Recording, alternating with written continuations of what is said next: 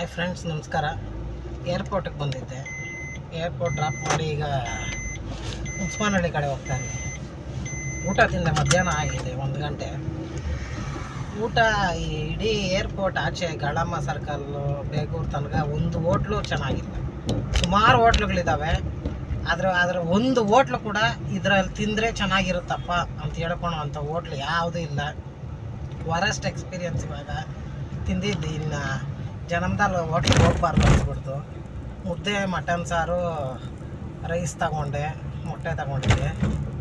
Mutton ಸಾರು, ಬೋಟಿ, chicken share ಎಲ್ಲದಕ್ಕೂ ಒಂದೇ ಕಲರೇ ಇದೆ. ನೋಡಿದ್ರೆ ಅವ್ರು ಯಾರೋ ಕೇಳಿದ್ರು, ಇದು ಮಟನ್ ಶೇರ್ವಾನ ಚಿಕನ್ ಶೇರ್ವಾನ? ಚಿಕನ್ ಶೇರ್ವಾ ಅಂದರು.